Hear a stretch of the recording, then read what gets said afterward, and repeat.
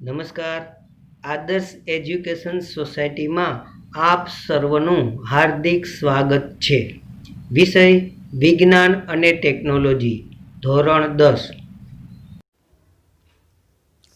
બાયોલોજીનું 8મું chapter સજીવો કેવી રીતે પ્રજનન કરે છે શરૂ કરવા માટે જઈએ છીએ.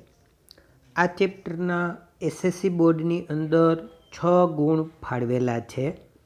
અહીં 3 ગુણનો એક પ્રશ્ન ફરજિયાત, 2 ગુણનો એક પ્રશ્ન ફરજિયાત અને 1 ગુણનો એક પ્રશ્ન ફરજિયાત હોય છે. મિત્રો, આ ચેપ્ટરની અંદર આપણે શું શું ભણવાનું છે એ જોઈએ. સૌથી પહેલાં ચેપ્ટરની અંદર શું સજીવો પૂર્ણ રીતે પોતાની પ્રતિકૃતિનું સર્જન કરે છે? પ્રતિકૃતિ એટલે નકલ. એ સજીવો છે પોતાની નકલનું સર્જન કરી શકે છે, એના વિશે ભણીશું. એની અંદર ભિન્નતાનું મહત્ત્વ સમજશું. ત્યારબાદ એકલા સજીવોમાં પ્રજનનની પદ્ધતિઓ. પ્રજનનની જુદી જુદી પદ્ધતિઓ છે, જેવી કે ભાજન, અવખંડન, પુનઃસર્જન, કલિકા સર્જન, વાનસ્પતિક પ્રજનન અને બીજાણુ નિર્માણો. ત્યારબાદ લિંગી પ્રજનન વિશે અભ્યાસ કરીશું. આ ટોપિકની અંદર શા માટે લિંગી પ્રજનનની રીતો, સપુષ્પી વનસ્પતિમાં લિંગી પ્રજનન સમજશું. માનવમાં લિંગી પ્રજનન, નર પ્રજનન તંત્ર, માદા પ્રજનન તંત્ર, અંડકોષનું ફલન થતું નથી તો શું થાય છે, પ્રાજનિક સ્વાસ્થ્ય, આવા ટોપિક વિશે આપણે સમજૂતી મેળવશું. ક્વેશ્ચન પહેલો, સજીવો શા માટે પ્રજનન કરે છે? અથવા પ્રજનન આવશ્યક ક્રિયા છે, પરંતુ વ્યક્તિગત સજીવની જીવિતતા માટે નહીં. સમજાવો. જવાબ જોતા પહેલાં એક રફ રજૂઆત જોઈએ છીએ. મિત્રો, આ એવી ક્રિયા છે કે જે ક્રિયા દ્વારા સજીવો પોતાના જેવા નવા બાળ સજીવોનું નિર્માણ કરે છે. પ્રજનનની ક્રિયા દ્વારા અસ્તિત્વ ધરાવતી જાતિમાંથી તેના જેવા સજીવો જે ક્રિયા દ્વારા ઉત્પન્ન થતા હોય એ ક્રિયાને પ્રજનન તરીકે ઓળખવામાં આવે છે. કોઈ પણ જીવિત સજીવ હોય એના માટે અનિવાર્ય ક્રિયાઓ જેવી કે પોષણ, શ્વસન, ઉત્સર્જન વગેરેની જેમ પ્રજનનની ક્રિયા જરૂરી નથી. આપણે જીવવા માટે પોષણ મળવું જોઈએ, આપણને ઓક્સિજન મળવો જોઈએ, નકામા પદાર્થો છે શરીરમાંથી દૂર થવા જોઈએ. આ બધી જ ક્રિયાની જેમ પ્રજનનની ક્રિયા છે એ જીવન જીવવા માટે જરૂરી હોતી નથી. કોઈ પણ સજીવ છે ને એ મર્યાદિત જીવનકાળ ધરાવતો હોય છે અને દરેક સજીવ છે એ મૃત્યુ પામતા હોય છે.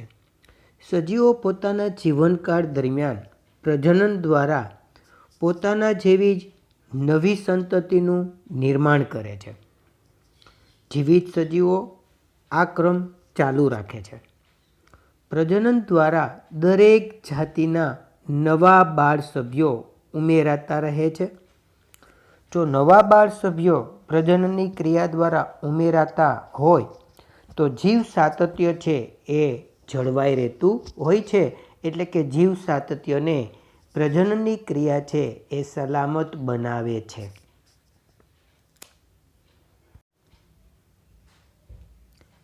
ક્વેશ્ચન પહેલાંના જવાબ ઉપર જઈ રહ્યા છીએ. સજીવો શા માટે પ્રજનન કરે છે? અથવા પ્રજનન આવશ્યક ક્રિયા છે, પરંતુ વ્યક્તિગત સજીવની જીવિતતા માટે નહીં. સમજાવો. સજીવો પ્રજનન દ્વારા પોતાના જેવા જ નવા બાળ સજીવનું નિર્માણ કરે છે. આ એવી ક્રિયા છે કે જેના દ્વારા સજીવો પોતાના જેવા જ નવા બાળ સજીવોનું સર્જન કરતા હોય છે. જીવિત રહેવા માટે અનિવાર્ય ક્રિયાઓ. કોઈપણ સજીવને જીવંત રહેવું હોય તો એને પોષણ, શ્વસન, ઉત્સર્જન વગેરે ક્રિયાઓ છે એ કરવી જરૂરી હોય છે, પરંતુ પ્રજનનની ક્રિયા છે એ જરૂરી નથી. જીવંત રહેવા માટે પ્રજનન જરૂરી હોતું નથી. જ્યારે પોષણ છે, શ્વસન છે, ઉત્સર્જન છે એ જીવંત સજીવોની એક આવશ્યક લાક્ષણિકતા હતી. દરેક સજીવ મર્યાદિત જીવનકાળ ધરાવે છે અને સજીવ મૃત્યુ પામતા હોય છે. કોઈ પણ સજીવ હોય છે ને એ મર્યાદિત જીવન જીવતા હોય છે, ત્યારબાદ એ સજીવો છે એ મૃત્યુ પામતા હોય છે. સજીવો પોતાના જીવનકાળ દરમિયાન પ્રજનન દ્વારા પોતાના જેવી સંતતિનું નિર્માણ કરે છે. જીવિત સજીવો આ ક્રમ ચાલુ રાખે છે. સજીવો છે પોતાના જીવનકાળ દરમિયાન આ ક્રિયા દ્વારા તેના જેવી જ નવી સંતતિનું નિર્માણ કરે છે અને જીવિત સજીવો છે ને આ ક્રમ ચાલુ રાખતા હોય છે. પ્રજનન દ્વારા દરેક જાતિના નવા બાળ સભ્યો ઉમેરાતા રહે છે અને જીવ સાતત્ય જળવાઈ રહે છે.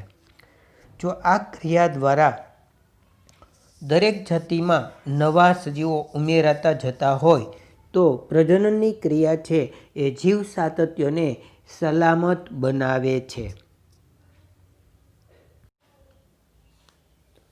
બીજો પ્રશ્ન છે, શા માટે એક જ જાતિના સજીવો એકબીજા સાથે સામ્યતા ધરાવતા હોય છે?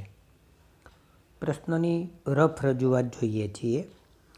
એક જ જાતિના સજીવો સમાનતા દર્શાવે છે કારણ કે એમના શરીરની રૂપરેખા સમાન હોય છે. રૂપરેખા એટલે શું? એની સંરચના, એનો કદ અને એનો દેખાવ એ સરખો હોય છે. રૂપરેખાની સમાનતા જાળવી રાખવા માટે રૂપરેખાની બ્લુપ્રિન્ટ સમાન હોવી જોઈએ. પ્રજનન એવી ક્રિયા છે જે બ્લુપ્રિન્ટની નકલો તૈયાર કરે છે. મિત્રો, એક જ જાતિના સજીવો તો જ સમાન હોઈ શકે કે એમના શરીરની રૂપરેખા સમાન હોય. રૂપરેખાની સમાનતા માટે રૂપરેખાની જે કાંઈ બ્લુપ્રિન્ટ હોય છે એ બ્લુપ્રિન્ટ છે એ સરખી હોવી જોઈએ. પ્રજનનની ક્રિયા એવી છે જે બ્લુપ્રિન્ટની નકલો તૈયાર કરે છે. કોષના કોષકેન્દ્રમાં આવેલા રંગસૂત્રો. આપણે ભણી ગયા કે કોષના કોષકેન્દ્રની અંદર રંગસૂત્રો આવેલા હોય છે. કોષકેન્દ્રની અંદર એ રંગસૂત્રો શું કરતા હોય છે? ડીએનએમાં સંગૃહિત પ્રોટીનના સંશ્લેષણની માહિતી ધરાવતા હોય છે. એ પ્રોટીન સંશ્લેષણની માહિતી ધરાવતા હોય છે.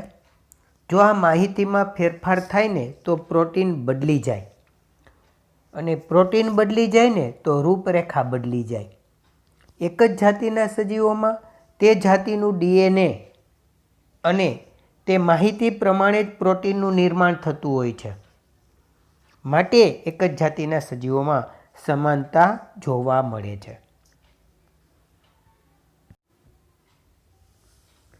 ક્વેશ્ચન 2ના જવાબ ઉપર જઈ રહ્યા છીએ. પ્રશ્ન એવો છે, શા માટે એક જ જાતિના સજીવો એકબીજા સાથે સામ્યતા ધરાવતા હોય છે? એક જ જાતિના સજીવો સમાનતા દર્શાવે છે કારણ કે તેમના શરીરની રૂપરેખા સમાન હોય છે.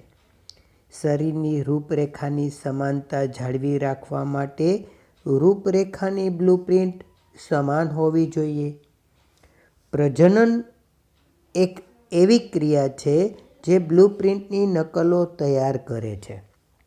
મિત્રો, એક જ જાતિના સજીવો હોય છે એમના શરીરની રૂપરેખા સરખી હોય છે. રૂપરેખાની સમાનતા માટે રૂપરેખાની બ્લુપ્રિન્ટ સમાન હોવી જોઈએ.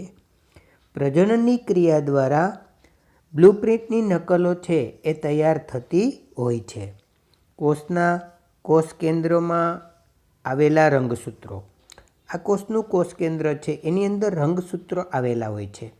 તે શું કરતા હોય છે? ડીએનએમાં સંગૃહિત પ્રોટીનના સંશ્લેષણની માહિતી ધરાવતા હોય છે. એટલે કે રંગસૂત્રો છે એ પ્રોટીનનું સંશ્લેષણ કરતા હોય છે. જો માહિતીમાં ફેરફાર થાય તો પ્રોટીનમાં પણ ફેરફાર થાય. પ્રોટીન બદલે તો રૂપરેખામાં પણ ફેરફાર થાય.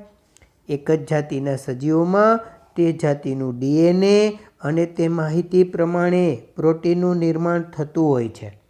એક સરખું ડીએનએ જતું હોય છે, એક સરખી માહિતી જતી હોય છે અને એક સરખું પ્રોટીન જતું હોય છે. માટે એક જ જાતિના સજીવો એકબીજા સાથે સામ્યતા ધરાવે છે. ત્રીજો ક્વેશ્ચન છે, કોષ વિભાજન ફક્ત ડીએનએ પ્રતિકૃતિના સર્જન પૂરતું નથી, શા માટે? અથવા સમજાવો કોષીય પ્રજનન. મિત્રો, કોષીય પ્રજનન એટલે કોષનું વિભાજન. જ્યારે કોષનું વિભાજન થતું હોય ત્યારે એક કોષમાંથી બે નવા બાળકોષોનું નિર્માણ થતું હોય છે. આમ કોષ વિભાજન વખતે ફક્ત ડીએનએની નકલનું સર્જન જ થતું નથી, સાથે સાથે નવા બે બાળકોષોનું પણ નિર્માણ થતું હોય છે.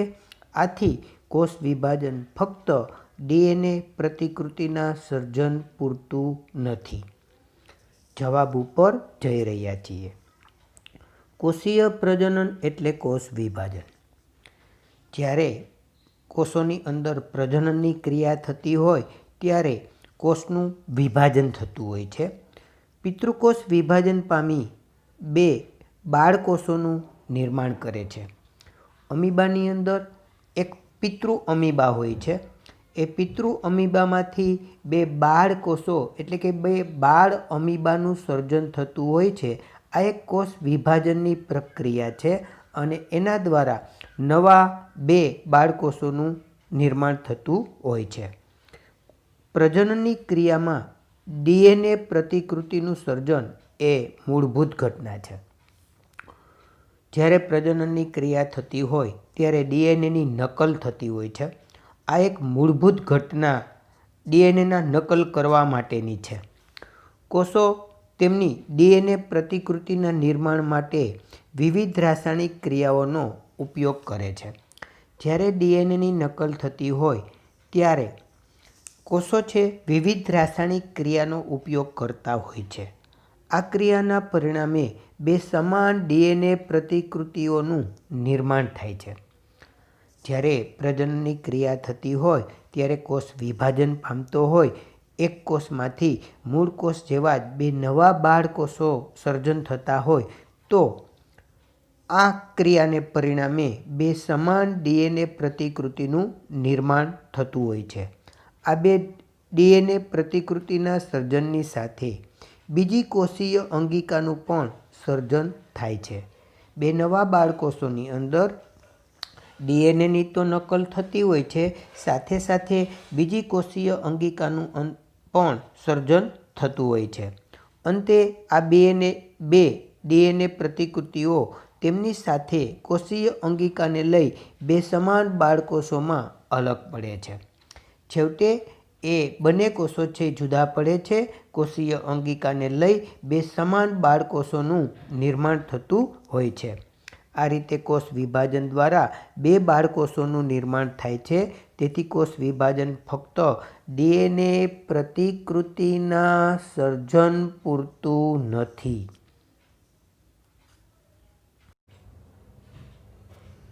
ચોથો ક્વેશ્ચન છે, કોષીય પ્રજનન દરમિયાન ભિન્નતાનો ઉદ્ભવ સમજાવો. ભિન્નતા એટલે જુદાપણું. જ્યારે કોષીય પ્રજનન થતું હોય ત્યારે કોષ વિભાજન પામતો હોય છે. એ કોષમાંથી મૂળ કોષ જેવા બે નવા બાળ સજીવો છે એનું નિર્માણ થતું હોય છે. આ કોષ પ્રજનનની ક્રિયા દરમિયાન ડીએનએની નકલ થતી હોય છે. એટલા માટે બાળક છે એ એના પિતૃઓને મળતું આવતું હોય છે.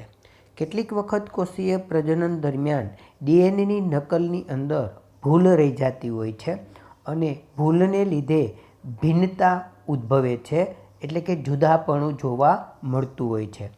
આ જે ભિન્નતા છે એ કોષતંત્ર અને કાર્યદક્ષતા સાથે સુસંગતતા ધરાવતી હોય છે. એટલા માટે એ નવો સજીવ છે એ જીવંત રહી શકે છે અને લાંબા ગાળે આ ભિન્નતાઓ છે એ ઉત્ક્રાંતિમાં ફેરવાઈ જતી હોય છે. આમ કોષ પ્રજનનની ક્રિયામાં ડીએનએની નકલમાં થતી ભૂલથી ભિન્નતા કે ઉત્ક્રાંતિનો ઉદ્ભવ થતો જોવા મળે છે. પ્રશ્નના જવાબ ઉપર આપણે જઈ રહ્યા છીએ. કોષીય પ્રજનન દરમિયાન ભિન્નતાનો ઉદ્ભવ સમજાવો. કોષ વિભાજન દ્વારા ઉત્પન્ન થતા બે બાળકોષો સમાન છે. જ્યારે કોષીય પ્રજનન થતું હોય ત્યારે કોષ વિભાજનની ક્રિયા થતી હોય છે અને બે બાળકોષો ઉત્પન્ન થતા હોય છે અને આ બાળકોષો છે એ સમાન હોય છે. આમ છતાં તેઓ સંપૂર્ણ સમરૂપ નથી. તેનું કારણ ડીએનએ પ્રતિકૃતિના સર્જનમાં ઉદ્ભવતી કેટલીક ભિન્નતાઓ છે. તેઓ એકરૂપ છે પરંતુ એ સંપૂર્ણ રીતે સમાન હોતા નથી, એટલે કે સમરૂપ નથી. પરિણામે ડીએનએ પ્રતિકૃતિઓ સમાન હોવા છતાં મૂળ ડીએનએને સમરૂપ હોતી નથી. અહીં ડીએનએ પ્રતિકૃતિ તો સરખી છે, પરંતુ આ ભિન્નતાને લીધે એ ડીએનએ પ્રતિકૃતિ સરખી હોવા છતાં મૂળ ડીએનએને એ સમરૂપ હોતી નથી. જો મૂળ ડીએનએ કરતાં તેની પ્રતિકૃતિમાં આ ભિન્નતાઓ તીવ્ર અને ઝડપી હોય તો આ ભિન્નતાઓ કોષીય સંગઠન સાથે અનુકૂલિત થતી નથી. આ જે ભિન્નતાઓ ઉદ્ભવે છે એ ભિન્નતાઓ કોષતંત્ર અને કાર્યદક્ષતા સાથે સુસંગતતા ધરાવતી નથી. માટે એ કોષ વૃદ્ધિ પામવા માટે અથવા જીવંત રહેવા માટે સક્ષમ હોતા નથી અને એ કોષો છે ને એ મૃત્યુ પામશે. આથી ડીએનએમાં આવી ભિન્નતાઓ ધરાવતી સંતતિ છે ને એ મૃત્યુ પામે છે. ડીએનએ પ્રતિકૃતિમાં કેટલીક અન્ય ભિન્નતાઓ લાભદાયક હોય છે. કેટલાક ફેરફારો એવા છે જે કોષીય તંત્રના કાર્ય સાથે સુસંગત હોય છે. એટલા માટે એ સજીવ છે ને એ જીવંત રહી શકે છે અને ભિન્નતા હોવા છતાં એ સજીવ માટે ભિન્નતા છે ને એ લાભદાયક બનતી હોય છે, જે કોષને જીવંત રહેવામાં મદદરૂપ બને છે. આથી જીવિત કોષો સમાન હોવા છતાં તેમના દેખાવ કે સંરચનામાં નાની ભિન્નતાઓ ધરાવતા હોય છે. આ રીતે કોષીય પ્રજનન દરમિયાન ભિન્નતાઓ ઉદ્ભવ પામી એકત્ર થતી હોય છે. આમ ડીએનએની નકલમાં થતી ભૂલથી ભિન્નતા ઉદ્ભવે છે અને લાંબા ગાળે આ ભિન્નતા છે એ ઉત્ક્રાંતિમાં ફેરવાઈ જતી જોવા મળે છે. આમ કોષીય પ્રજનન દરમિયાન ભિન્નતાનું સર્જન થતું હોય છે. 5મો ક્વેશ્ચન છે, જાતિની જીવિતતા માટે ભિન્નતાઓ ઉપયોગી છે, સમજાવો. કોઈપણ જાતિને જીવંત રહેવું હોય તો જુદાપણું એટલે કે ભિન્નતા છે ઉપયોગી છે. આ બાબત સમજાવવાની છે. અથવા કરીને જાતિના અસ્તિત્વ માટે ભિન્નતા જરૂરી છે, સમજાવો. કોઈપણ જાતિનું અસ્તિત્વ ટકાવી રાખવા માટે ભિન્નતા જરૂરી હોય છે. આ બાબત સમજાવવાની થશે. આ પ્રશ્ન આ રીતના પણ પૂછી શકાય. વિવિધતા એટલે કે ભિન્નતા જાતિના અસ્તિત્વ માટે ઉપયોગી છે, સમજાવો.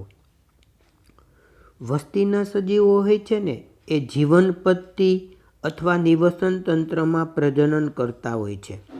કોઈપણ વસ્તીના સજીવો હોય એ નિવસન તંત્રમાં રહેતા હોય છે અને ચોક્કસ જીવન પદ્ધતિને અનુરૂપ પ્રજનનની ક્રિયા કરતા હોય છે. પ્રજનનની ક્રિયા દરમિયાન ડીએનએની નકલ થતી હોય છે અને શરીરની રૂપરેખાના લક્ષણોની જાળવણી માટે પ્રજનનની ક્રિયા છે એ મહત્ત્વની હોય છે. આથી પ્રજનન છે એ વસ્તીની જાતિની સ્થિરતા સાથે જોડાયેલ છે. જીવન પદ્ધતિમાં એટલે કે વસવાટમાં ફેરફાર આવી શકે છે. આ ફેરફાર માટેના કારણો સજીવોના નિયંત્રણમાં નથી હોતા. આવા ફેરફારો પૃથ્વીના તાપમાનમાં વધઘટ, પાણીના સ્તરમાં વિવિધતા અને ઉલ્કા દ્વારા થતા હોય છે. કોઈ પ્રજનન ધરાવતા સજીવોની વસ્તી ચોક્કસ જીવન પદ્ધતિને અનુકૂલિત થઈ હોય અને જો જીવન પદ્ધતિમાં ફેરફાર થાય તો વસ્તીનો નાશ થઈ શકે છે. પરંતુ વસ્તી કે વ્યક્તિમાં થોડી પણ ભિન્નતા હોય તો જીવવા માટેની થોડી તકો મળી રહેતી હોય છે. ઉદાહરણ તરીકે, એક બેક્ટેરિયાની વસ્તી મધ્યમ તાપમાનવાળા પાણીમાં જીવંત રહી શકે છે. આ બેક્ટેરિયા છે મધ્યમ તાપમાનમાં જીવતા રહી શકતા હોય છે. પરંતુ ગ્લોબલ વોર્મિંગને કારણે પાણીના તાપમાનમાં વધારો થયો. તેથી ઘણા બેક્ટેરિયા મૃત્યુ પામ્યા. તેમાંથી કેટલાક તાપમાન પ્રતિરોધક બેક્ટેરિયા ટકી શકે છે અને વૃદ્ધિ પામે છે. આમ વિવિધતા એટલે કે ભિન્નતા જાતિના અસ્તિત્વ માટે ઉપયોગી હોય છે. 5મા ક્વેશ્ચનના જવાબ ઉપર જઈ રહ્યા છીએ.